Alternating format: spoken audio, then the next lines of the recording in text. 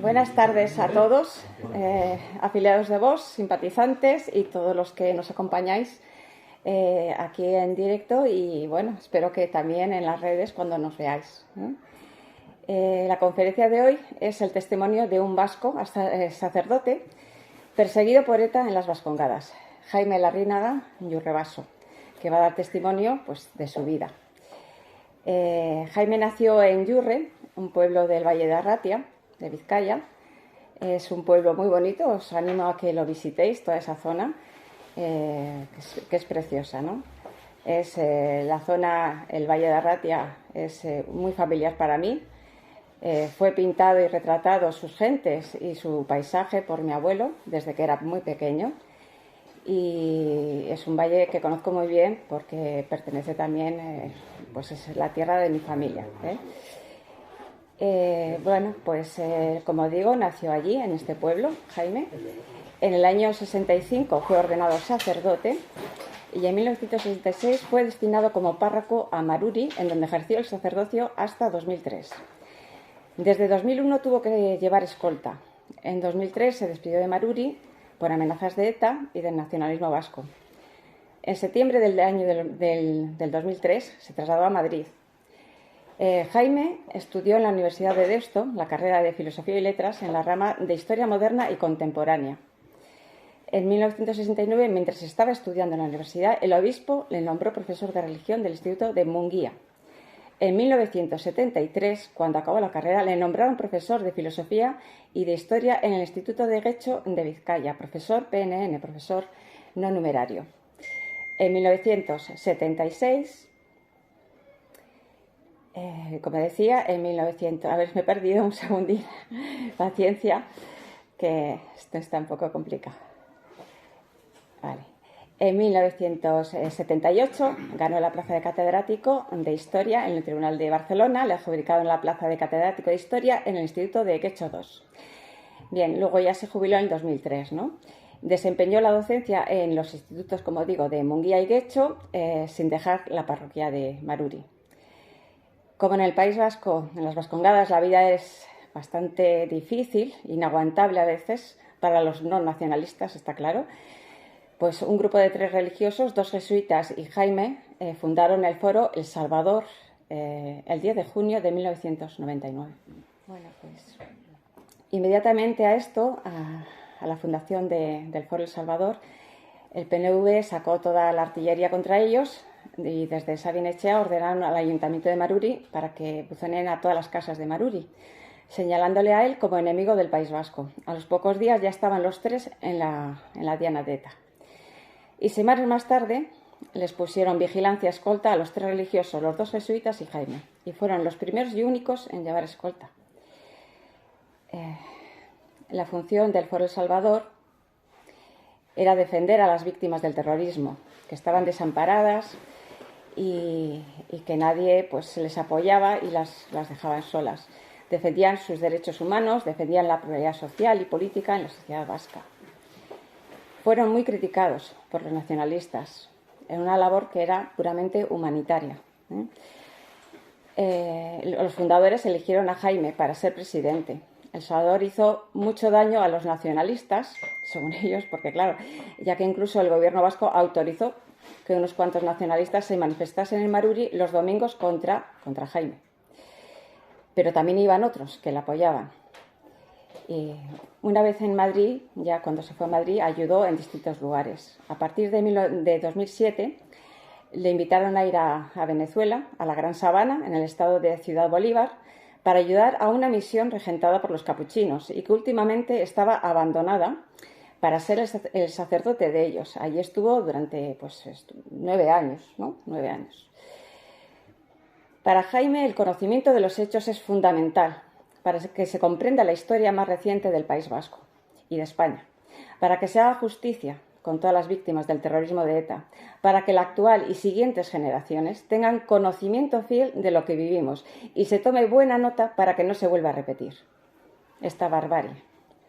Las distintas jerarquías, dice Jaime, pues que tenían que pedir perdón. Yo creo que esto lo apoyamos todos, ¿eh? Tenían que pedir perdón a las víctimas del terrorismo y la Iglesia también. No fueron valientes, sino condenaron los asesinatos y las víctimas tenían que haber recibido más amor, más comprensión, apoyo y ayuda. Bueno, pues luego seguramente os hablará del caso de Antonio Añoveros y el comportamiento de la parroquia de Ermo en el funeral de Miguel Ángel Blanco. ETA sin una base nacionalista no es nada. El nacionalismo es lo que le ha dado fuerza a la ETA, que hizo el trabajo sucio al nacionalismo. Y el nacionalismo estaba contento hasta que perdieron el control. El nacionalismo de Sabina Arana se apoya en 3 bases obsoletas: la raza, profundas creencias religiosas, ser vasco es ser religioso, y el nacionalista es sobre todo antiespañol. De hecho, la mayor ofensa a un nacionalista vasco es llamarle español, ¿verdad, Jaime? Bueno, pues sin más, empezamos ahora la charla con Jaime Larrinaga Yurrebaso. Nos va a contar sus vivencias y al finalizar esta conferencia, esta charla, podéis preguntarle cualquier duda o cualquier información que queráis pues preguntársela a él. Muchísimas gracias. Para mí es un honor el poder hablar a vosotros. Voy a tratar de vosotros, señoras y señores. Porque efectivamente, venir a Vitoria, a esta gran ciudad, y poder hablar y exponer cómo ha sido su vida, que yo quiero tener una vida llena de contenido, no una vida vacía. Yo me ordeno, como ha dicho muy bien Paz, en el año 65. Me mandan como primer destino Dima, de mi pueblo, de Yurra, 3 kilómetros, Dima. Y de allí luego el obispo me dijo: Jaime, tienes que ir a un pueblecito que he prometido al ayuntamiento, que voy a mandar a un cura joven, majo, tal, soloto y tal. Yo pensaba en ti, tal, Maruri. Y en Maruri estuve yo durante 30 y tantos años. Tenía un coadjutor, Francisco Canguete, una bellísima persona, poco escrupuloso, un poco enfermo espiritualmente, pero una bellísima persona, que me ayudaba. Decía: ¿qué hago yo, un sacerdote joven con 25 años? Y en un pueblo de 600 habitantes escasos. Cada vez el pueblo iba menos, porque entonces la gente se casaba o bien a Munguía, o bien a Bilbao, o bien a Guecho, etcétera, etcétera. ¿No? Bueno, muy buenas. Y nada, ¿qué hago yo?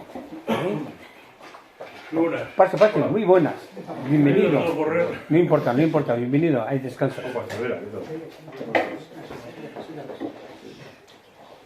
Y nada, así empezamos allí.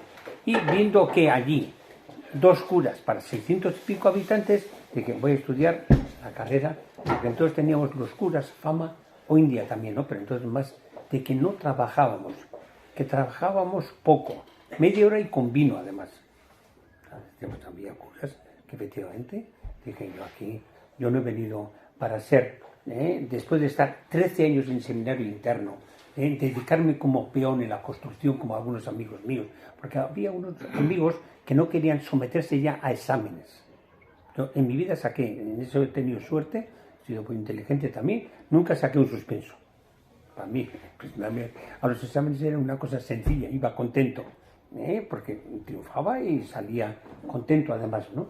Y es entonces cuando empecé a estudiar filosofía y letras. Hice la carrera y inmediatamente empecé a trabajar. Al principio como penene, como profesor no numerario, pero a partir del año 78 que hubo, el gobierno ofreció unas oposiciones, en España en 4 puestos, en Barcelona, en Santiago, en Madrid y en Valencia, no, en Sevilla creo. Y entonces los de Bilbao, la mayoría fuimos a Barcelona. Allí me presenté a las oposiciones, saqué la plaza y desde entonces trabajando. 30 y tantos años. Como yo me jubilé con 62 años y 33 años de antigüedad, incluso me dieron una prima especial porque dejaba libre un puesto para otra persona que estaba sin trabajo, licenciada, etcétera, etcétera. ¿No? Y me dieron 13.000 y pico euros. O sea, un regalo muy goloso, ¿no? Y nada, pues nada, tal. Y bueno, entonces es cuando en ese tiempo, en Maruri, a finales del siglo XIX, del siglo XX, ETA mataba a tanta gente, etcétera, etcétera. Decía: pero esto sí que es terrible, ¿no? Nadie responde a los de ETA y tal, ¿no? Pero ¿dónde están las jerarquías, autoridades religiosas, políticas, etcétera, etcétera, y tal, ¿no? Y me encuentro con dos jesuitas y los tres preocupados porque efectivamente los sacerdotes también mirábamos de costado hacia otra parte. Es decir, hay que ser valientes y hay que enfrentarse a estos asesinatos. Y Fernando García de Cortázar, que Dios le tendrá en la gloria, ya ha muerto hace poco, y Antonio Beristain, que murió un poco antes, era catedrático de criminología en la Universidad de San Sebastián, pues los tres formamos el Foro El Salvador. ¿Por qué el Foro El Salvador? En Salvador, en una república de Centroamérica, había estado en guerra civil y el rector de la UCA, de la Universidad de Centroamérica, Tojeira, un gallego, dijo, aquí vamos a hacer historia, luego hacer justicia y luego vendrá la paz. Contar las cosas como han sucedido, luego hacer un juicio, lo que sea, y luego vendrá la paz. Si no, no habrá auténtica paz. Y bueno, pues nada, nosotros hicimos y nosotros denunciamos que en la Iglesia vasca los que eran nacionalistas tenían un plus de valentía, un plus de más valía, un plus para ocupar los puestos más importantes. El que no era nacionalista estaba ya como arrinconado. Bueno, pues nosotros denunciamos eso y inmediatamente del obispado pues fuimos como si fuésemos unos herejes un poquito fuera de la línea en la que el obispado quería ejercer su doctrina y su política evangélica. Y nada, pues empezamos allí a trabajar y trabajando bien, sobre todo a favor de las víctimas. Dijimos, de ahora en adelante las víctimas van a ser nuestros hermanos más cercanos, los que más necesitan de nuestra ayuda, y vamos a darles todo el cariño y todo el amor a las víctimas. Así empezamos. Bueno, esto hizo pupa, dolió mucho al gobierno, etcétera, y ya hubo por parte de ETA querer intervenir contra nosotros, y nosotros fuimos los tres primeros sacerdotes que nos pusieron escolta. Fernando García de Cortázar, Antonio Beristain en San Sebastián y yo en Bilbao, en Guecho, en el instituto en Maruri, donde estaba yo, con escolta. Yo iba con escolta, jovencitos y tal y cual, al instituto, a Guecho. Las muchachitas de CO me dijo, Jaime, nos tienes que presentar la escolta, aquí chicos más majos y tal. Normal, ¿no? al verme con unos escoltas jovencitos y tal, de 20 o 25 años y tal, ¿no? Muy bien. Y bueno, pues así, unos cuantos años. Hoy he tenido un día bastante ocupado y estaba contentísimo, que he dado la cara y había que hacer, efectivamente estaban limpiando la historia, no blanqueando la historia, contando a su manera. Hoy en Derio, en el cementerio de Bilbao, en Derio, ha habido una Eucaristía, una misa y luego un responso. Y como ya para la Eucaristía tenía allí a un sacerdote contado, y a mí me invitó una persona que era de las personas organizadoras de este evento, pues nada, pues he ido y tal, y he dicho, nada, no voy a quitarle el puesto y tal, ¿no? Pero luego en el momento del responso, pues he hablado yo. He dicho, pues esto es el mayor borrón que ha habido en la historia de Bilbao y de Vizcaya, que haya 239 hombres, incluso sacerdotes, que mataron el día 4 de enero del año 37, en venganza, porque había comenzado ya la guerra unos meses antes. Y todos los que eran ya más o menos, estaban en las cárceles, sin dar opción a defenderse, en las cárceles, personas de 50, 60, 60 y tantos años, pero que eran de una familia carlista, o eran monárquicos, eran más o menos españoles, lo que sea. Por ser eso, mataron a 239 personas el día 4 de enero. Y les he dicho yo con las familias que había unos 50, 80 personas hoy en la Eucaristía, en el cementerio de Río, he dicho, no perdéis de dar el cariño a vuestros familiares. No olvidéis esta fecha.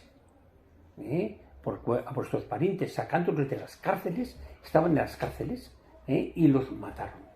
¿Por qué? Por ser españoles. Bueno. ¿Qué mal tiene el español? Pues aquí está el nacionalismo. ¿Qué es el nacionalismo? El nacionalismo de Sabino Arana, como sabéis muy bien, está apoyado en 3 bases. En la raza, y hoy en día los dirigentes del nacionalismo en el País Vasco ocultan la bibliografía, los libros que escribió Sabino Arana, no ocultan, no quieren que la gente sepa la raza, impresentable hoy en día. Profundas creencias religiosas, Euskaldun fededun, decían, ¿no? El vasco, por ser vasco, es muy religioso.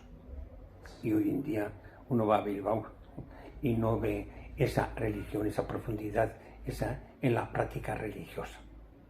En cualquier otra ciudad española se ve tanto o más que en Bilbao. Y Bilbao antes era una de las ciudades más religiosas en donde más había. Y luego, el tercero, con respecto a España, cualquier cosa con respecto a los demás países, pero con respecto a España, odio mortal a España. Entonces, en los primeros años de ETA había bastantes sacerdotes que colaboraban con ETA y los asesinos preguntaban a los cosas, oye, ¿qué podemos matar? ¿Y esto qué dicen los sacerdotes y tal? Hombre, todo esto pues ya pensaremos. Y bueno, ¿ya habéis pensado y tal? Sí, si son españoles, sí. La contestación de los asesinos, si son españoles, sí. Y así hemos estado durante bastantes años que ETA ha matado a mucha gente. El pecado que hicieron ellos no es que iban a misa o iban tan, sino que era porque eran españoles, eran conocidos como españoles, etc. Bueno. Y este es el mayor, la mayor sangría que ha habido en estos últimos años en el País Vasco, es a cuenta de los asesinos de ETA, que ha cometido tantísimos crímenes. Y nada, pues vosotros veréis que yo en toda esta mi vida lo he estado luchando pues a favor de que haya una concordia, a favor de que efectivamente las ideas del nacionalismo no se implanten, porque el nacionalismo es como si fuese un veneno, es una cosa que conduce a malas situaciones, porque una ideología que rechaza a otros por no ser euskaldunes o vascos o lo que sea, eso es una cosa inconcebible en una persona decente, digna. Y por tanto yo como sacerdote efectivamente veo que efectivamente no puede haber una persona que piense que por ser aquel español se le puede matar nunca, y menos en una situación en la que estamos viviendo actualmente.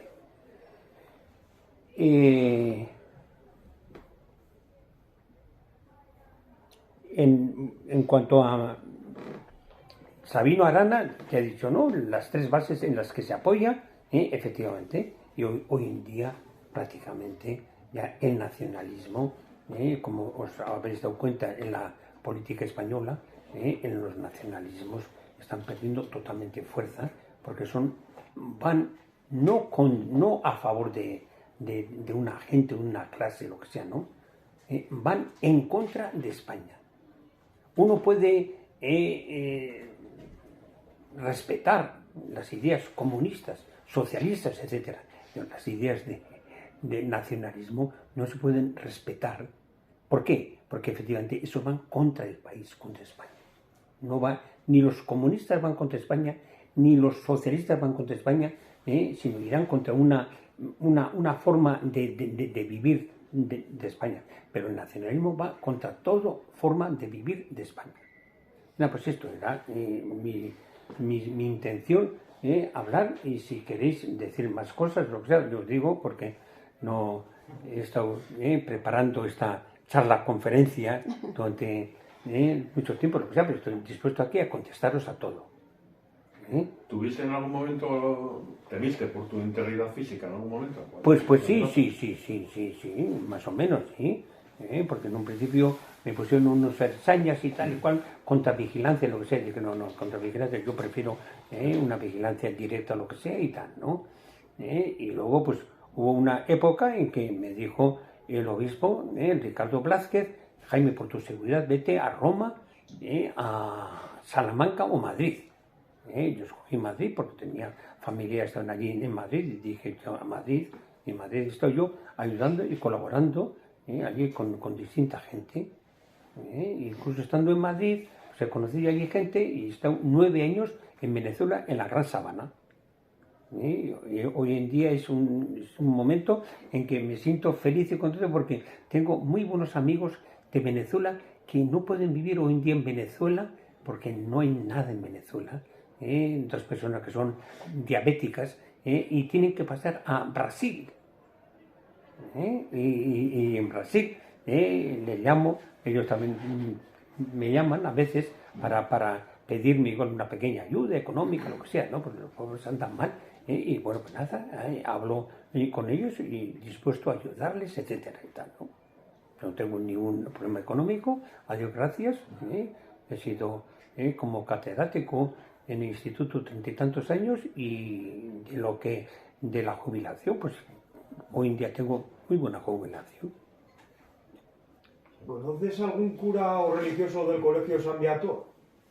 San Viator, sí. Pues estos estaban en Vitoria, había, ¿no? Sí. En Vitoria, sí, y luego creo que tenían la zona de Santucho por ahí tal, ¿no? En Bilbao. En Bilbao también tenían. No estoy seguro. Sí, conocer sí, pero lo que pasa es que, claro, una cosa es que conozco, yo no conozco por ser cura a todos los curas aquí en España, únicamente a los de Vizcaya, a los de mi diócesis sí, y a los de Vitoria tampoco, prácticamente. Yo sé que en Vitoria había un gran seminario. Yo, cuando comencé el primer año en el año 1952, el seminario de Castillo y Lejabeitia, actualmente que dicen Artea, en Vizcaya, en el Valle de Arratia. Y luego, ya el segundo curso, hice en Derio, el seminario nuevo, está en ello, el seminario menor y el mayor. En el centro está la iglesia, etcétera y tal, ¿no? Y era, pues claro, en la historia, pues siempre tiene, ¿no? En el año 50 viene como obispo a Bilbao, vino don Casimiro Morcillo. Y don Casimiro Morcillo se extrañó de que había tantas vocaciones, y el seminario de Vitoria era el mayor que había en toda España. El mayor, porque los guipuzcoanos también venían a Vitoria. Entonces, pues nada, dijo, nada, las autoridades de la Diputación no hace falta, hay que hacer un seminario nuevo, que es el seminario, el de Bilbao, es el que se hace el seminario de Derio. Había unos pabellones que iban con destino a hacer un hospital psiquiátrico en los años 1920 y tantos, pero luego se paró esa idea y en la Segunda República tampoco. Después de la creación, y allí estaban los pabellones en esqueleto. Es entonces cuando el presidente de la Diputación le da al primer obispo, a don Casimiro, ahí tiene usted, si puede aprovechar los pabellones en esqueleto. Y ahí es en donde comenzará el seminario de Derio. O sea, en el año 53 yo fui al seminario de Derio. Comenzamos el curso un poco más tarde, porque en verano aún estaba sin terminar. Y bueno, pues nada, en noviembre comenzamos el curso, noviembre y tal, y luego a los 4 o 5 años se hizo el seminario mayor. Y ya los del último curso, que por ejemplo se ordenaban en el año 60, 59, lo que sea, esos ya pasaron también a Derio. Por ejemplo, de los que son actualmente Juan Mario Uriarte, que fue obispo, ese también vino a hacer ya el último año a Derio. Había estado aquí en Vitoria y de Vitoria pasó a Derio. Pero el seminario de Vitoria, nosotros era de muchísima fama, intelectualmente y en todos los sentidos. Sí, de aquí han salido obispos y cardenales importantes. Claro. Aquí estaba, en San Pietro estaba un tal Clemente López Cano, yo lo conozco perfectísimamente, desde que no había entrado desde religioso hasta que salió de religioso, se dedicó a la empresa de construcción. Y lo digo porque lo sé pasado, porque era un tío muy conocido en Vitoria. Era de Peñacerrada. ¿Alguna pregunta más siempre? Sí, perdone. A ver. Yo deseaba preguntarle en qué consistía esa persecución de ETA a su persona, dado que, por ejemplo, el cicutrino Monseñor, no me sale el nombre. Añoveros, Antonio Añoveros. No, el otro. Setién. Setién, sí. Apoyaba muchísimo la causa de ETA. Entonces, ¿en qué consistía esa oposición o ese acoso o esa persecución de ETA a usted y a las otras dos personas? Y se lo digo porque personalmente yo he conocido a Fernando García de Cortázar y jamás hablaba de eso. Y es más, jamás decía que era religioso. En ninguna reunión. Ah, no. Ni en Madrid, ni No, en pero no Bilbao, sé. ni en Murcia, Sí, ni pero- en Vitoria. No, pero se presentaba como jesuita, ¿no? Jamás. Ah, no, no. Y he estado con él en más de 20 Sí, ocasiones. pero Fernando tuvo durante unos cuantos años escolta. Igual que Yo no yo, digo ¿eh? que no la Sí, tuviera, ya. Pero yo lo que le digo es Sí, en qué consistía este tío. Pues Yo he conocido en industriales- aislarnos. Perdone, yo he conocido industriales que llevaban escolta, he Sí, conocido sí. políticos que llevaban escolta. Y he visto las cartas y demás que les había enviado ETA. A ustedes, ¿qué amenazas le había hecho ETA? Sí. Es lo que quiero saber. Yo no recibí ninguna carta, pero la policía me llamó, me dijo, hemos detenido a un comando en Tarbes, en otro sitio, y aparece su nombre allí como posible objetivo. Tal. Entonces, y luego por parte del obispado itálico, por parte sin el obispado, la mayoría de los curas son nacionalistas. Hoy en día ya no. Y etapas. ¿Eh? Y etapas. Y etarras también, la mayoría son nacionalistas. Entonces, pues claro, estamos como aislados. Yo recuerdo que en Maruri, yo tenía primeras comuniones, yo estaba en Maruri, y 22 chavales, niños y niñas, para hacer la primera comunión. De Maruri mismo eran 2. Los otros eran de Munguía, de Bilbao, de Las Arenas, etcétera, ¿no? Que venían, que sus padres habían sido alumnos míos, etcétera, etcétera, pero había trabajado como profesor en Munguía, en Guecho, etcétera, ¿no? Y bueno, pues nada, y bueno. Entonces, claro, pero usted tuvo la suerte de encontrar puesto de trabajo en una época donde no pasó oposición, de hecho era PNN. ¿Quién? Usted era PNN hasta que pasó oposición. Efectivamente. Luego tuvo el puesto, Desde el año 71, 72. Gratuitamente. Sí. Era PNN. Todos éramos PNNs, No había oposiciones. Y justamente, gracias a que hicieron oposiciones restringidas solo para PNNs, el resto de historiadores nos tuvimos que buscar la vida en otros sitios. Y sin embargo, aquí en Vitoria, todos los licenciados en Geografía e Historia, licenciados curas, trabajaban en los servicios de diocesanas, las escuelas de diocesanas. Ah, bueno, en colegios religiosos. No, eran escuelas que habían montado una serie de curas, entre ellos... Sí, pero pues eso, don Pedro religiosos. Zúñiga. Religiosos o religiosas, pero en el año 78 las oposiciones son abiertas a toda España. No, restringidas. No. Hombre, nosotros yo iba con unos cuantos puntos porque de PNN llevaba 5 o 6 años, pero yo sé que yo fui a Barcelona y en Barcelona muchísima gente y en Santiago muchísima gente. También para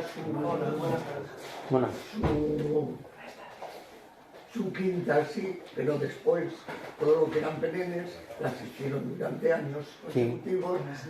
Bueno, luego hubo más oposiciones, luego, pero durante unos cuantos años, hasta el año 78 más o menos, cuando se normalizan, porque hasta entonces el gobierno se ahorraba mucho dinero, porque a los de oposiciones, a los catedráticos, lo que sea, había que pagarles más, pero entonces es cuando en el año 78 se normalizan, y luego al año siguiente, al siguiente, lo que sea, habrá restrictivas, pero yo en el año 78 saqué. De todas maneras, yo quería centrar el tema otra vez en el acoso, ¿no?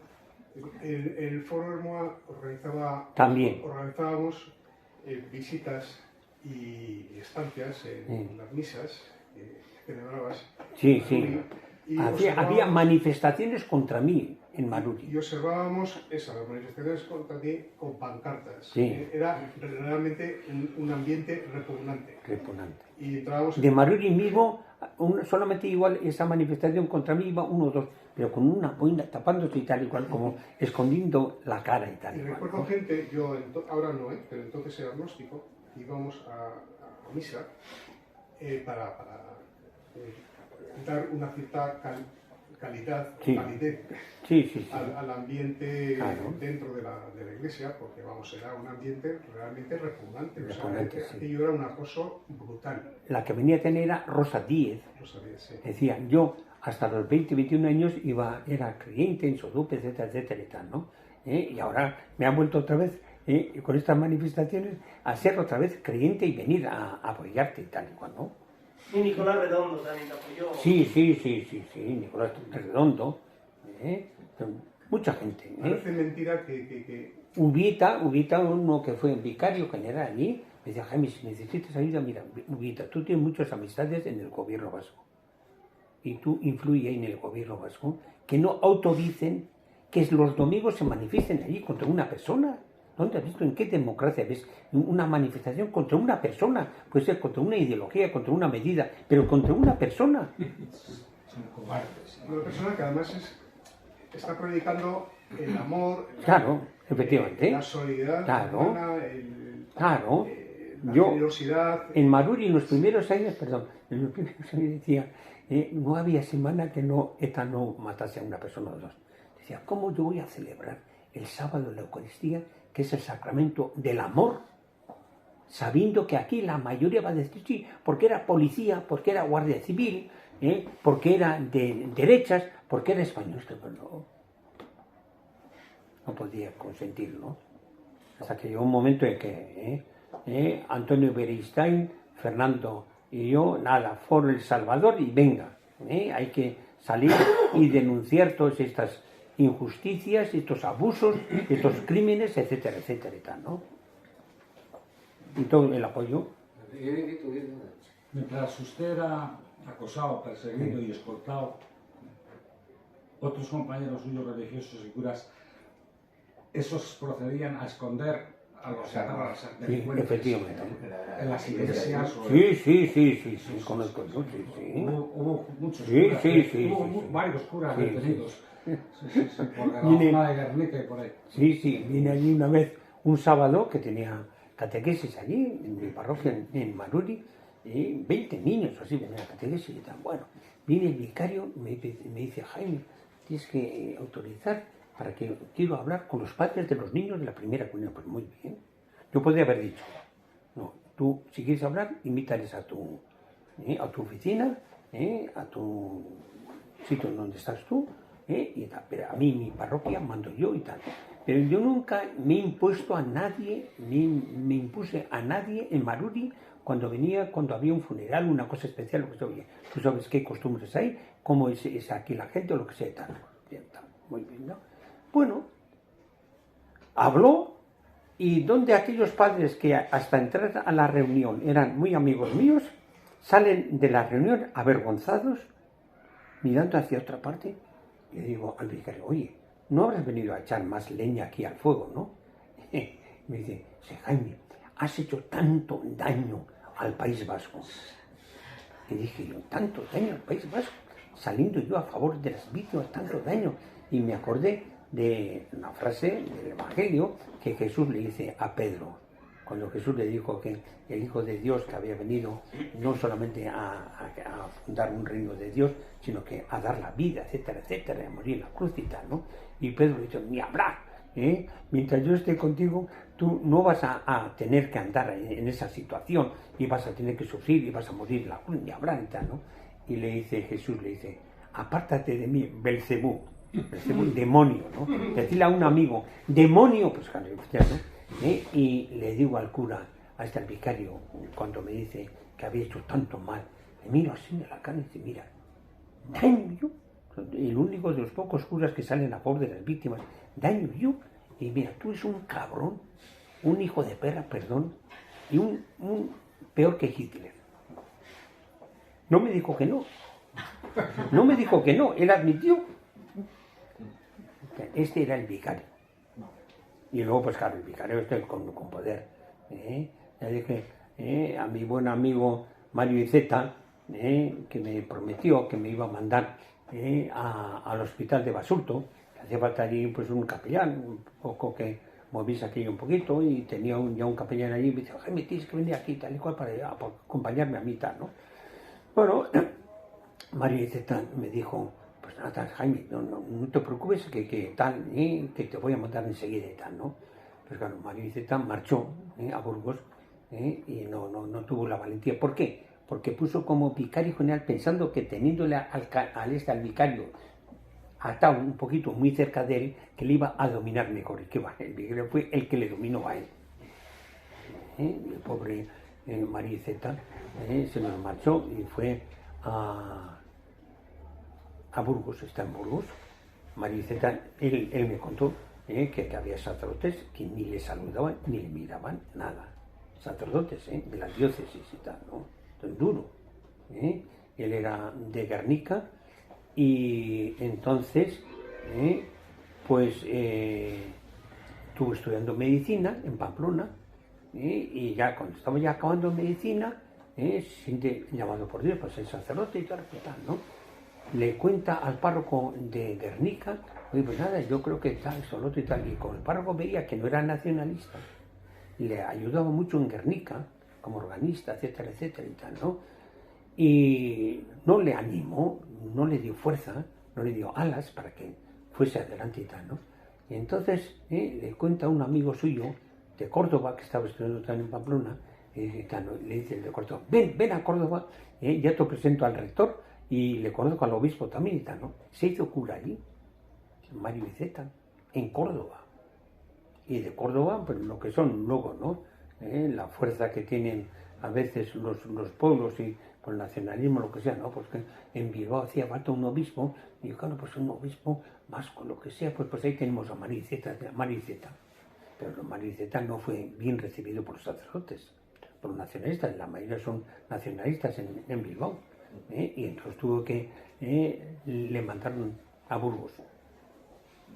Yo quisiera hacer igual es una pregunta un poco obvia, no. Pero me supongo que la fe es lo que te ha ayudado a ser tan valiente y a tener ese soporte para resistir todo ese miedo y eso. Y luego esa fuerza moral para estar en la lucha, ¿no? ¿Qué fe o qué mierda tienen los curas nacionalistas? Pues es como, o sea, has dicho el cabrón, ¿no? Tienen fe en el cabrón. Sí. Pues estos, claro, estos le dan a la ideología mucha fuerza, han cambiado totalmente la religión por la ideología. Para ellos la religión es el nacionalismo. Ahí está el error. El pecado grave está ahí. Son puros pecadores. Sí, no son conscientes, no sé si conscientes o inconscientemente, pero poner al nacionalismo como una religión, nacionalismo es lo más opuesto a la religión. Pero es el sino del nacionalismo, es una religión de sustitución. Pero un nacionalismo que una de las bases del nacionalismo es su antiespañolismo. Radical, además. Sí, pero tanto el catalán como el vasco... No, el catalán es un poco distinto. Bueno, pero van de la mano. Sí, bueno, sí. Van de la mano. Pero Se apoyaran. Sustituyen, lo ha estudiado mucho el teórico Aramburu Altuna, Luis Aramburu Altuna. Sí. Porque el País Vasco ahora mismo es una sociedad casi completa, Ernesto sabrá también, casi completamente descristianizada. O sea, ahora somos pocos los que... Lo que pasa es que a lo mejor sí que es verdad que algunos nos volvemos a reconvertir, porque cuanto más nos esfuerzan, pues ayer lo estuvimos hablando además, ¿no? Con las fotos que en Barcelona habían puesto a Satanás, en vez de poner Navidad, y aquí en Vitoria también salieron unos mamarrachos haciendo el... Los lanzagorris. Sí. Son unas orejas. Sí. A ver. Los cuernos. ¿Qué me van a decir entonces ustedes de un señor que es jesuita, que se llama Bergoglio, que es actualmente papa, y que metió a la Araucana en el Vaticano, y que metió a Moloch en el Vaticano? ¿Qué me van a decir de ese papa? Es un masón. No, yo quiero oírlo a usted. Sí, a ver, ¿qué el Papa ¿Qué opina actual? usted del Papa Bergoglio? Para mí es muy populista. Muy ¿Qué populista. quiere decir usted con populista? Porque Pues dice lo que agrada a la gente, etcétera, etcétera. No, eso no es populismo, o sea, eso no es populismo, lo siento. Políticamente hablando, hay varias formas de populismo. Dígame usted, ¿qué es el señor Bergoglio, Papa actual? Su santidad. Yo no creo en el Papa. Bueno. Espera, a ver si nos entendemos. Yo creo en Cristo. La fe en Cristo. Yo he conocido, yo soy mayor que usted, a Pío XII. Yo he conocido a Juan XXIII. Yo he conocido al otro, a Pablo VI, etcétera. Sí, bueno, todos estos y tal, ¿no? Pero yo no. Hay algunos que están chiflones, que me ha hecho una faena este Papa y ya no creo en tal. No. Creer en Cristo. Cristo es el que nunca te va a fallar. Y seguirle a Cristo en todo. Punto. No, pero la palabra del Papa... No, que sea palabra, es el Papa. Yo, ya te digo, yo he conocido 8 o 10 papas a lo largo de mi vida. Pero que creer únicamente en Cristo. Es decir, en este Papa usted no cree. Mira, ¿Cómo lo define? San Pablo, atiende, San Juan Pablo I, Se lo cargaron segundo. en 28 días. No, al otro, al polaco. Ese era el segundo, Juan Pues Pablo eso, II. sí, el segundo. Yo lo conocí y para mí el Papa que ha muerto y está muerto y se va a hacer el funeral mañana pasado, ese Papa, chapo. Perdone, yo no se lo voy a decir porque lo reconozco, pero mi pregunta... Sí, pero ahora voy comprendiendo un ha sido poquito. sobre Bergoglio, y quiero que me dé más datos. No, pues perdón. Pues no. Pero a lo mejor para entenderlo tiene que explicar. ¿Cuál? No puedes decir. Yo respeto a todos, cada uno tiene Yo he dicho su parte lo que buena. ha metido en el Vaticano. ¿A quién ha metido? A la Araucana y a Moloch. A la Pachamama. Casilda, pero es que de Bergoglio a Borgia hay nada de diferencia. Vale. La diferencia es que ese es argentino y jesuita. Eso no tengo por qué decirlo porque todavía no lo tengo comprobado. Y Ratzinger era alemán, Sí, pero un gran teólogo y una gran cabeza. Sí, efectivamente. Bueno, entonces. Pero yo he preguntado por Bergoglio. No se me salga por la tarde. Yo no, a Bergoglio le conozco poco. Digo, con toda sinceridad, pero veo que es un poquito... Estás colado a la izquierda. No, izquierda no, ni a la derecha, ¿no? Sino que más o menos conquistador con unos y con otros, tal. No habrá ahora que se dice por sí. Bueno, entonces, digo yo, el Papa Benedicto XVI, chapo. No le han reconocido, no le han reconocido en el mundo entero. No le han reconocido en el mundo entero. Eso será problema del mundo entero, no de esta pequeña comunidad. Mañana serán los funerales. Sí, pero yo quiero que por lo menos que oigáis y que digáis, oye, pues hemos estado en una charla con Jaime Larrínaga y nos ha dicho que hay que reconocer, efectivamente, este señor... No, perdón, no lo ha dicho usted.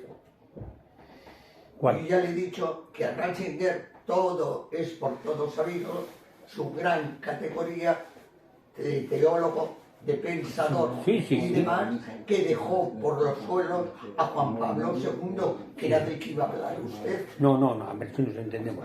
Además de eso, el detalle de presentar la dimisión, se dio cuenta que para estar en la cabeza de la Iglesia, un señor de más de 80 años, o él se sentía ya un poquito con menos fuerza, menos fuerte psicológicamente, intelectualmente, etc., es el momento de tal, ¿no? No le ha reconocido el mundo entero y la Iglesia entera. El detalle es de a Benedicto XVI. ¿Usted se cree ese bulo? ¿Qué? ¿Usted se cree ese bulo de que renunció él? ¿Qué pues? ¿Quién le obligó a renunciar al Papa? Se habla de golpe de Estado. Que se habla de golpe de Estado. Dentro de la Iglesia. Dentro de la Iglesia. Sí. Yo no veo ahí. Y nunca ha sido posible la figura de dos papas al mismo tiempo. No, pero uno... ¿Dónde está escrito eso? ¿Eso dónde está escrito? El Papa es uno. Sí, pero el Papa uno, pero uno ha renunciado a ser Papa, pues muy bien. Le han obligado. Le han obligado. ¿Era obligado? No creo, Benedicto, hombre, por Dios, bastante era. Y ahora con los gechales y todo eso, ¿cómo lo llevas? Ahora, con los que te putearon hace años, ahora como sueles tener... No, ninguna cosa de venganza, lo que sea. No venganza. Ahora, ¿cómo tienes ¿vuelves por Maruri y demás? ¿Estás? No, a Maruri ya no. Yo estoy en mi casa en Iurre, de lo que estoy muy agradecido a mi padre en Iurre, sí. En Iurre, ¿conoces? Sí, el otro día estuvimos, pero luego, pero sí. Bueno, en Iurre. Vizcaya. Porque Iurre también en Vitoria, cerca de Vitoria. Sí. Bueno, entonces... Que ahora es Igorre, ¿no? No, Igorre dicen... A ver, si nos entendemos. Ha cambiado. Sí, pero cambió por el artículo 23, porque mando yo. Sí. Porque Igo, si sabes tú vascuence... Poco, pero sí. Sí, no digo euskera, vascuence. Porque yo no te digo, ¿sprechen Sie Deutsch? No te digo, ¿usted está estudiando Deutsch? Claro, ¿no? claro. Si estoy hablando en castellano tengo que decir vascuence. Bueno, pues bien, en vascuence Igo significa encima de. Y Iurre, igual le han puesto a Iurreta, junto a Durango, es Iurreta, es 3 ríos. Iurre, el río de Ceanuri, el de Arratia, el de Grima Indusi, y en Santa María, en San Cristóbal, los 3 ríos confluyen en el valle abajo. Y de ahí viene Iurreta. Sí. En los años 20 y tantos hacían los primeros frigoríficos de España marca Jai, que significaba Juan, Arana y Urre. Y este Juan Arana, que vivía cerca de mi casa, en la guerra bombardearon la fábrica, iban a bombardear la fábrica, en vez de dar la fábrica le dieron el chalet. Y bueno, el chalet al suelo. Entonces él fue luego a vivir a Morevita y hizo astilleros de Murueta. Si alguien conoce, astilleros de Murueta, de la familia Arana. Bueno, pues esto, Iurre, no Igorre. Igo es encima de. Bueno, entre paréntesis. Bueno, a lo que iba. El Papa, que nadie diga hay mentira, porque no, eso para mí es una mentira. Que lo obligaron, que hubo un golpe de Estado. ¿Quién va a dar un golpe de Estado contra un Papa? ¿Qué cura no le da la comunión a alguien por ser español o por ser guardia civil? Bueno, eso ya es un cura, sí, pero un cura sí, un cura puede hacer barbaridades. La responsabilidad es de la Iglesia. Yo he sido guardia civil 37 años. Sí. En el 85 estaba destinado a Lecumberri, aquí al lado. Ese año es el único año de mi vida en la que no he podido tener misa. Porque el cura se negó a dar la misa al guardia. Mal, ese cura muy malo. Muy malo. Estuve 10 años sin ir a misa. Porque la Iglesia es una estructura jerárquica. Sí, perdóname, yo os llevo en mi corazón a la Guardia Civil porque es un cuerpo que efectivamente ha sufrido muchísimo. Si alguien ha sufrido, el cuerpo de la Guardia Civil. Pero yo lo que voy es que si es una estructura jerarquizada, porque lo es, El cura puede hacer lo que quiera, el obispo puede hacer lo que quiera, pero por encima de ellos hay gente que no hace nada. Pues ahí entonces, está. Obispos cobardes obispos. La responsabilidad que da. Obispos cobardes.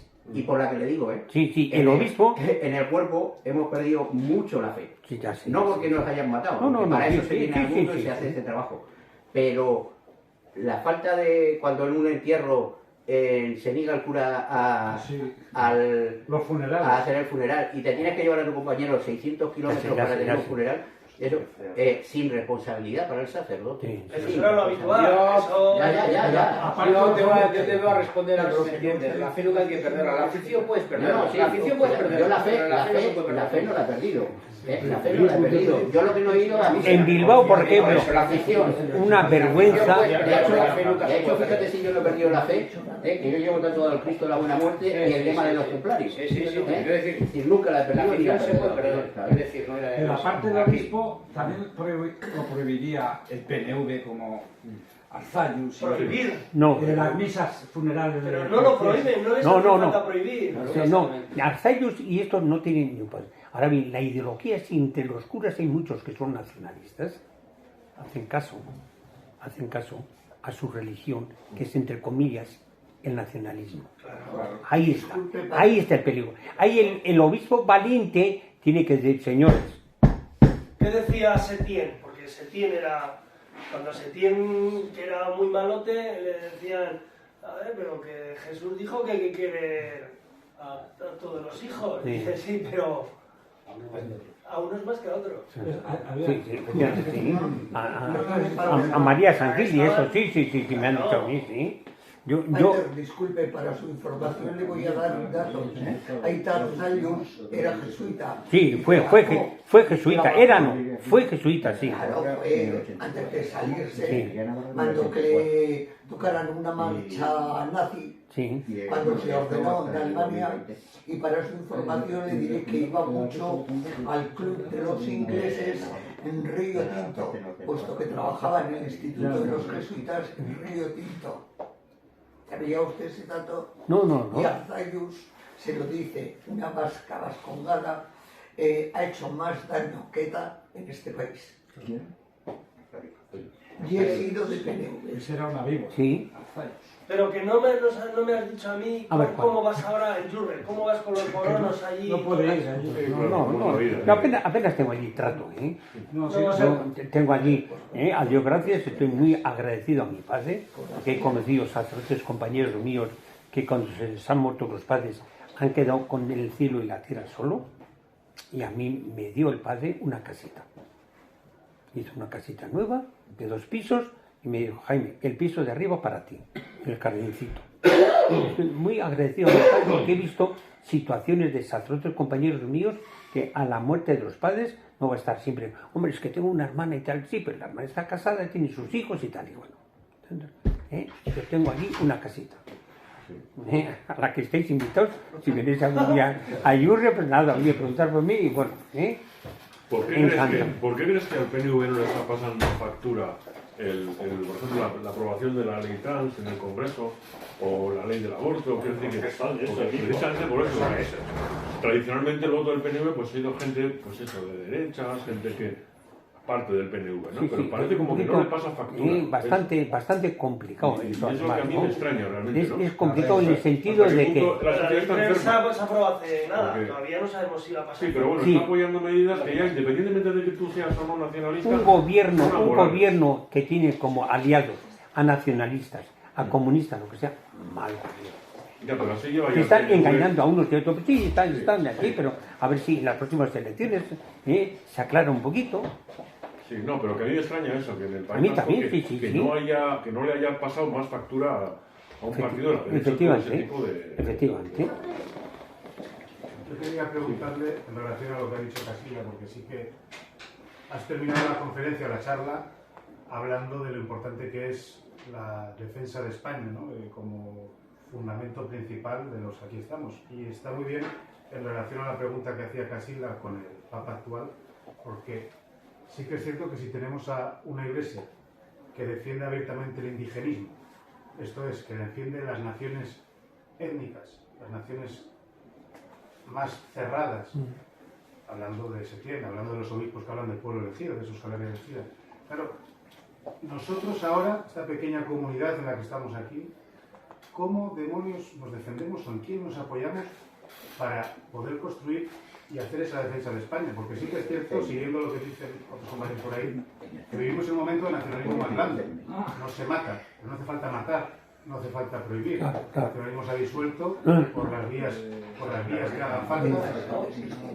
No, pero de otra manera, de una manera disuelta. Sigue existiendo y sigue teniendo los suyos y las Así nadie me ha dicho que tal no existe. No mezclemos cosas. Bueno, yo lo digo. No, pero bueno, no déjame terminar. Lo que quiero decir es, ahora, ¿en qué nos podemos apoyar en tanto en cuanto la Iglesia Católica con su Papa se pone las plumas de indigenista, defiende la autodeterminación de los pueblos prácticamente, apoyando constituciones, apoyando a Lula, apoyando a todos los populistas que hay en Hispanoamérica, que yo conozco muy bien? ¿Cómo nos apoyamos? ¿En qué nos basamos? Tenemos a gente como esto, como Getas Islas, con asociaciones, con fundaciones, pero somos muy poquitos, cada vez menos. Sin más, es pedirle consejo, casi. ¿Qué podemos hacer para salir de este atolladero en el que estamos un partido como vos, minoritario, y en cada elección nos jugamos la desaparición? Sin más. Ten en cuenta que España es un país especial también, ¿no?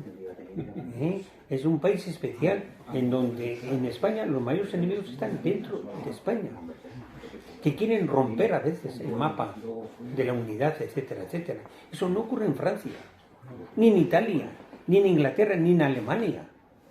De todos los países europeos, España. Son los mayores enemigos que quieren romper el mapa de la política de unidad, etcétera, etcétera, en España. Y es una pena, ¿no? Porque España tiene una de las historias más hermosas y brillantes de todos los países europeos. Yo creo que eso es precisamente por ser católica. Es decir, van por el catolicismo, contra el catolicismo desde hace 200 años o más, desde el luteranismo. Y entonces el mundo sionista y el mundo luterano pues, han seguido una estrategia de descomposición muy inteligentemente, con la leyenda negra, con la propaganda, etc. Entonces siguen el proceso de descomposición. Estamos en la tercera fase de la descomposición. La primera fue a principios del siglo XIX, la descomposición de Hispanoamérica, luego la guerra civil, que fue otra descomposición, y ahora estamos en la tercera fase de descomposición, de ruptura del ente, del ser ontológico, de la hispanidad, que en realidad es la cuna del catolicismo, porque fue esa maravilla que fue el testamento de Isabel la Católica y todo lo que se hizo en Hispanoamérica, que es único en la historia de la humanidad. Todo eso lo quieren derrumbar. Y ahí está el Satán, que lo pusieron estas navidades encima de un obelisco en Barcelona, un holograma. Y aquí hicieron una payasada con un macho cabrío y tal. Ahora ya ni se esconden. Es el satanismo puro el que está haciendo esto. Y el satanismo está gobernando. Está gobernando, yo creo, esa es mi interpretación. Y digo yo muchas veces, pregunto, ¿dónde están los intelectuales españoles? Los profesores catedráticos de historia, etcétera, etcétera, que lo de la leyenda negra es un invento. Eso es porque Inglaterra, una vez que los países sudamericanos consiguen la independencia, quieren arrancar del ombligo del dominio español a todos esos países que les va a dar mucho dinero, que comercien, que empiezan a comercializar, etcétera, etcétera, con los demás países. Porque pensaron, hombre, ahora estos son independientes, pero estos países van a estar atados a España económicamente tal, ¿no? Y el beneficio es España, ¿no? Tal, inventan, porque claro, la leyenda negra. ¿Qué leyenda negra? Si son falsedades. Por ejemplo, Fray Bartolomé de las Casas, uno que fue escuchado por la corte española, etcétera, etcétera. Las quejas, él mandaba quejas. Hoy en día, si hubiese, por ejemplo, pues un escritor, un periodista norteamericano que denunciase la política que tiene Estados Unidos en tal sitio y que los americanos que hay en ese sitio que están haciendo contra la política de los Estados Unidos, pues eliminarían a esa persona y lo retirarían. En España, en cambio, la Corte recibe y se estudian y dicen, iros a Salamanca, a la Universidad de Salamanca, y resultado de esa situación, a ver si eso es verdad, es posible, tal, ¿no? ¿Quién fundó tantas universidades en el siglo XVII y XVIII, que había universidades en toda Sudamérica? ¿Qué país colonialista? Inglaterra, Francia, por ahí, en el mundo entero, ¿hicieron algo de eso? Nada. En cambio, esto sí, España hizo, pero claro, interesaba apartar, ponerle a España como país malo, la leyenda negra, que se ha portado muy mal, que ha explotado y que ha matado a mucha gente. Aquí. Falso. Este señor parece de Vox. ¿Qué? Que pareces de Vox. ¿Por qué? No. Oye, soy historiador también, He estudiado historia. ¿Historia? Sí. Claro. He estudiado historia. Sí, yo en cuanto yo tuve como profesor un jesuita, padre Sáenz de Santa María, en Deusto, un vitoriano, creo que fue. Contra el terrorismo. No, ese no, era algún pariente, o sea, no. No. El Carmelo Sáenz de Santa María. Muy majo, de la historia de España en América, nos enseñó muy bien. A mí me sorprende ese mensaje tuyo que nos das de padre, con lo que decía Daniel, que es lo que ahora estamos viviendo los de Unidad Hispanista. Y yo siempre doy así cosas que son un poco esperanzadoras, porque ayer Ernesto lo hablábamos, que la hispanidad en los últimos tiempos no deja de sacar personas, personajes, literatura alrededor de la contraleyenda negra y demás. O sea, yo sí que estoy esperanzado. Hombre, claro. Sí. Pues, no solo por la política. Sí, ya. Yo el año pasado celebré una Eucaristía en el cumpleaños de Isabel la Católica, que es el 22 de abril. ¿En dónde? En San Antonio de los Alemanes, en Madrid. No sé si conocéis la iglesia. San Antonio de los Alemanes.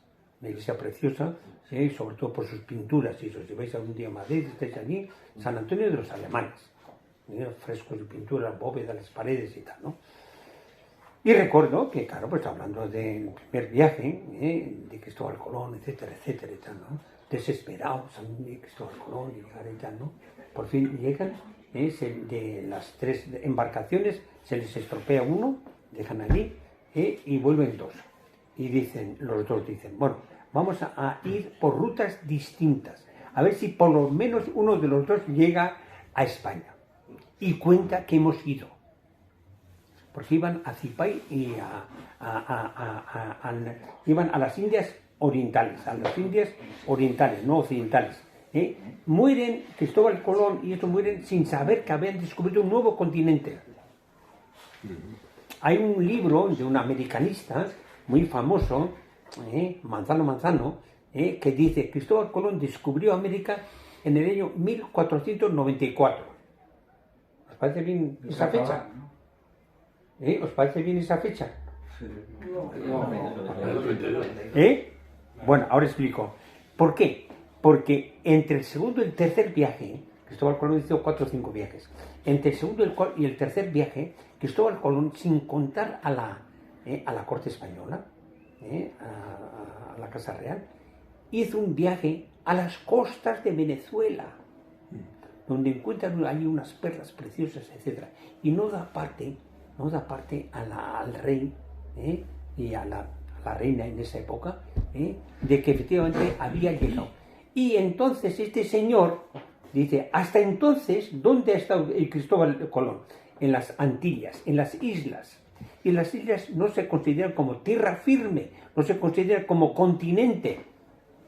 Por tanto, continente lo descubre en el año 1494, entre el segundo y el tercer viaje.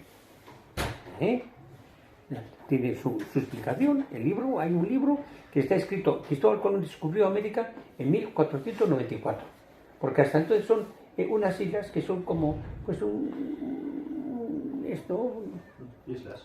unas islas, pero que están molestando, entorpeciendo el viaje al continente. Pero Colón murió creyendo que eran las Indias, que no era América, que no era el nuevo continente. Efectivamente, claro. Murió, así murió creyendo que eran indios. Claro, Indias orientales, claro. Y luego Américo Vespucio que llevó allí a la... El que puso el nombre dijo tal, esto es tal, ¿no? Sí. Sí. Disculpe, yo no quiero abrir ningún melón de debate ni nada, pero con respecto a sus palabras, yo coincido con usted en que el nacionalismo, una de sus características es un odio intrínseco contra el Estado español, contra los españoles. Pero es que... El nacionalismo separatista, ¿eh? Eso es. Sí. Pero quería puntualizar también que la ideología comunista, no sé si se le podría llamar como odio, pero sí repele mucho los símbolos españoles y las tradiciones españolas. Y los desprecia totalmente. Y hacen piña los comunistas, los partidos comunistas, la ideología, con los separatistas nacionalistas, hacen piña. Sí, porque son todos contrarios a España. Controlan el monopolio de la violencia y el vandalismo. Sí. Lo controlan ellos, los separatistas y los comunistas radicales. Yo creo que esto solo se combate con educación y trabajo. Sí, también, muy bien. Muy bien. Formidable, ¿eh? Educación, es importantísimo. Educación, claro. Tenemos que colaborar para que haya una convivencia pacífica. Yo respeto mucho a los socialistas como a los comunistas, etcétera, ¿no? Y también a los nacionalistas, pero los nacionalistas cuando van ya directamente contra... Hoy he tenido, ya les he dicho, ¿no? Tengo una Eucaristía en el cementerio de Derio, de 239 que mataron con permiso. De entonces, José Antonio Aguirre, que era el Endacari, Monzón, que era más o menos ministro de defensa o de armamento, lo que sea, ¿no? Ministro, ¿no? Y con estaban en las cárceles, había erchañas, que podían haber frenado y decir que existían los erchañas. Sí, había. Erchañas había. Antes del 36, creo, ¿no? No, 37 era, ¿no? El 4 de... no sé cuándo, pero el 4 de enero del año 37. Existía la guardia de Miñones. Los Miñones, exactamente. Pero no eran erchañas. No, aquí seguía, pero en Vizcaya sí. Ya sabe usted que por qué Álava en la guerra civil va con el bando franquista. Mire usted, perdone, yo he venido para oír hablar de ETA, para oír hablar de el acoso de un sacerdote, pero no he venido a oír hablar ni de guerra civil ni de leyenda negra. Perfecto, no, pero para explicarles que el estatuto de autonomía que hubo en el País Vasco no estuvo ni en Guipúzcoa prácticamente y en Álava menos, en Vizcaya. Claro. Es eso. Por eso, es decir, dice, no, aquí Miñones, claro, efectivamente, que no había estatuto de autonomía, claro, efectivamente.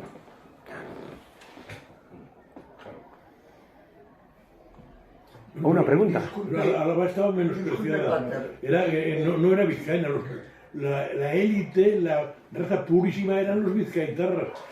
Y Álava estaba menospreciada. ¿Pero quién menospreciaba?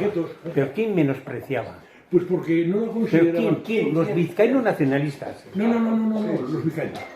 Pues los vizcaínos nacionalistas. Claro, porque en Álava había muchos carlistas también, muchos requetés. Victoria. Ahí está el origen. Ahí está el origen. En Fernando VII. En Fernando VII está el origen de todos los vales. Estamos. Bueno, iba a desbarrar. Por eso surgió Unidad Alavesa. En su día surgió Unidad Alavesa por eso también. Claro, sí. Porque hubo un movimiento en Álava que bueno, que al final. Esto es un falso. Y además, te voy a decir una cosa. A ver. Te voy a decir una cosa que yo pienso. Como ahora estoy octogenario más uno. Ahora me da por pensar, es peligrosísimo. Bueno, yo te digo una cosa. España está viviendo en un bluff. Y te digo, dos ejemplos. Los ricos españoles, los multimillonarios, los que hacían las Américas y volvían muchos de ellos multimillonarios, decían que en sus fincas, en sus haciendas, nunca había entrado un esclavo. Mentira. Y te lo demuestro ahora. Pero venían aquí cargados de millones y enseguida salía el del brazo de Santa Teresa y el otro y a jugar con sus millones. Y hacían escuelas y título por aquí y título nobiliario por allá y subvención por acá. ¿Con qué? Con el dinero de las lágrimas de los negros que habían tenido como esclavos. Así es, ¿eh? Y soy católico, apostólico y urbano. Isabel no admitió nunca esclavos, ¿eh? Isabel la católica, por lo menos. No admitió esclavismo. Cuando viene Cristóbal Colón, después del primer viaje, llega a Bayona, Galicia, y preguntan ¿dónde están los reyes? Y dicen, Isabel la católica está en Barcelona, y da la vuelta a toda la península ibérica. En Portugal, en Lisboa, le pasa por las narices al rey de Portugal que no le había financiado, que no le había ayudado. Usted no me acompañó, pero aquí yo vengo con gente indígena de las Indias, ¿no? Y llega a eso. Y le ofrece a Isabel la católica, le ofrece unos cuantos indígenas como un botín, como un regalo. Le echó una bronca a Isabel la católica. Y le obligó a devolverlo pagando él el desplazamiento. Más o menos, sí. Negro legendario. Que no me seas negro legendario. Bastante tenemos. Bueno, pero a pesar de eso, la gente hace trampas, es igual que en cualquier comercio, lo que sea, ¿no? Existen unas leyes y tal, ¿no? Y entonces, oye, pues nada, tú dices, oye, es que está trabajando en la fábrica Michelin, y tal, pues hay como esclavos, están trabajando. Había que hacer un estudio, lo que cobra, lo que produce, etcétera, etcétera, y cuánto saca de ganancia en los dueños de la Michelin, ¿no? Eso te iba a decir tu Cervera, pero claro que en Vitoria, la casa al lado del portal de Castilla, del puente, de los Tuletas, fueron unos de los grandes esclavistas. ¿Cuál casa? Torsiega de Nechea, será, ¿no? Sí. ¿Torsiega de Nechea? Sí. Yo nací ahí. Claro. Eso es. Elvira Zulueta 16. Es Cervera. Hombre, es que de Elvira, de Zulueta, los Zuluetas te puedo hablar largo, ¿eh? Eran de aquí, de Anúcita. Eran de Anúcita. De Mújica. De Anúcita era el Zulueta negrero, el que fundó la Compañía de las Américas, que yo he visto acciones, porque en casa de mi abuelo había acciones dibujadas a mano. Era una obra de arte, y eran acciones de la Compañía de las Américas, que se dedicaba a coger esclavos en África. Un negocio redondo, era un negocio muy importante. Hacía falta mucha mano de obra. Los españoles se encontraron con el hándicap de que los sudamericanos, los que vivían allí, la gente indígena, no estaba acostumbrada a trabajar. No estaba acostumbrada a trabajar y morían enseguida fácilmente y tal, ¿no? Entonces intervienen otros señores y dicen, pues aquí hay que tener esclavos, y parece que en la época aquella, en el siglo XVI-XVII, pensaba que el negro era un hijo un poquito bastardo de Dios, ¿no? Hijo totalmente como el blanco. Decían, el negro puede venir aquí como esclavo. O sea, permitían. O sea, ¿qué mentalidad había, no? Pero eso son muchas lágrimas para muchas madres negras. Sí, hombre, claro, efectivamente, claro, sí. Bueno, los negros fueron más claros. Esos son excepciones. Esos son excepciones. Sí.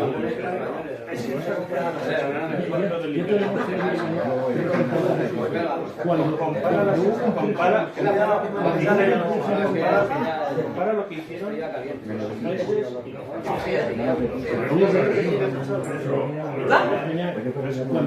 Cuando me llegaron hubo 600.000 obreros. ¿De dónde salían? De la juventud de los barcos de Zulueta. Y cuando ven temporal liviano. Bueno, pues nada. ¿Tenéis alguna pregunta más? ¿Pasáis tú? Feliz año nuevo, ¿eh? Que siga igualmente. Oye, muchísimas gracias por estar aquí, de hacer esta pregunta, lo que me ha encantado y nada, y muy agradecido a vuestra asistencia. Una última pregunta y con eso ya no te mareo más.